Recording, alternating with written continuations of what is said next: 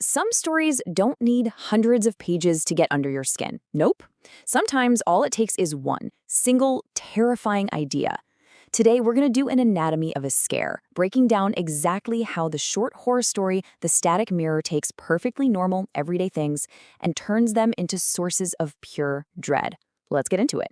Right from the jump, the story hits you with a sound that is just wrong. It takes something that's supposed to be a comfort, a baby monitor, and twists it into this channel for absolute terror. And that description, wet, heavy, it's so effective because it's visceral. It makes your skin crawl and forces you to imagine something truly monstrous making that sound. So, this amazing setup, that's what writers call the exposition. It's where the story lays out the normal world. And in horror, getting that normalcy right is absolutely crucial, because the real terror comes from watching that normal world get completely and utterly shattered. And look, everything here is designed to be super relatable. We've got Adip, a new dad. He's in his quiet house at night. The baby monitor is supposed to give him peace of mind. By grounding us in these totally ordinary details, that bizarre rhythmic sound that suddenly appears feels so much more jarring and terrifying. This is just a perfect example of what's called auditory horror. See, the story isn't just telling you there's a scary noise. No, it's making your brain do the work. It's forcing you to picture what could possibly be making that wet, heavy sound. And let's be honest, our own imagination can cook up things far scarier than anything a story could ever spell out for us. Okay, so now the story starts to crank up the tension. It sets up this direct clash between what our guy, Adip, is hearing and what he thinks must be true. This is the rising action. It's where that illusion of safety he has starts to crack. So what's the first thing Adip does? What any of us would probably do, right? He tries to rationalize it. He tells himself, oh, it's just interference. And this is such a key moment because we, the audience, we've got a bad feeling about this. His denial just makes our own sense of dread that much worse. And this right here, this is the moment Adip's illusion of safety completely shatters. He goes to check on his daughter Maya, and she's sleeping like a baby, go figure. Her breathing is slow and peaceful. It sounds nothing like that harsh, ugly sound coming through the monitor. The two just do not match up. And that just leaves this terrifying question hanging in the air, for him and for us. The logical answer is gone. So, if it's not his daughter, what is it? The sound is coming from inside her room, but it isn't her.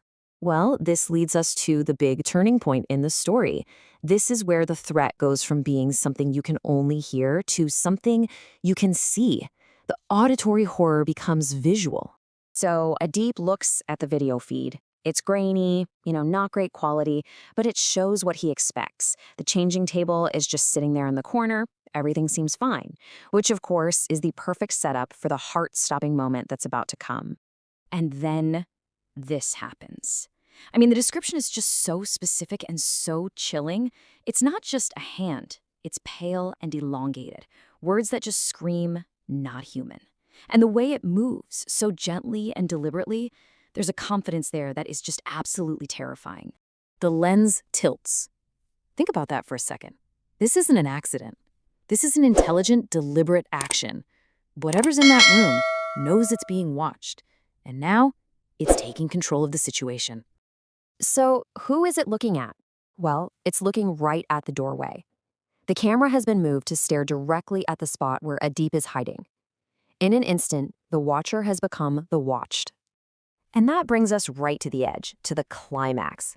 All that tension has been building, and now it just explodes into a direct confrontation between Adip and, well, whatever this thing is. The first thing that happens, that constant, creepy breathing that started this whole nightmare, it just stops. And sometimes silence is even more terrifying than noise, especially when you're just waiting for the other shoe to drop. And this is what drops. A voice comes through the monitor's speaker. But here's the truly horrifying detail. The story says it sounds like a warped recording of Adip's own voice. This thing doesn't just see him, it knows his name and it can steal his voice. Adip's reaction is pure primal flight. There's no fight here, not even a thought of it. He just moves. He lunges, grabs his daughter, and bolts. The story even points out he doesn't stop for shoes or keys. He just runs. This isn't some calculated escape plan. It's just raw, instinctual terror. But hold on, the story isn't done with us yet. After the climax, we get the denouement, the aftermath. And it's here that one final piece of the puzzle is revealed, and it changes everything we thought we knew. So the police show up. They search the entire house, top to bottom, and nothing. No sign of a break-in, no one hiding in a closet. For just a second, you think, maybe it was all in Adip's head, a stress-induced nightmare from a sleep-deprived new dad. But no, there's one tiny physical piece of evidence that proves something real, something tangible happened in that nursery. Just before he's about to toss the monitor, Adip sees it, a single damp fingerprint. And it's right on the talk button, the very button the creature would have had to press to speak to him. And that word damp, what a perfect chilling callback to the wet breathing from the beginning. And here it is, the final gut punch. The fingerprint isn't from some monster or some intruder. It's Adip's own fingerprint. This last line doesn't solve the mystery. It throws it into a whole new, terrifying dimension. How could his print be on a button in a room he never even went into? And that leaves us with the story's final, haunting question. Was this all a supernatural event? A doppelganger, maybe? An entity that could copy him down to his fingerprints?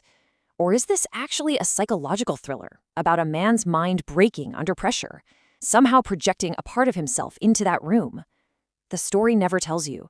And that ambiguity, that lingering, unanswerable question, well, maybe that is the true anatomy of this scare.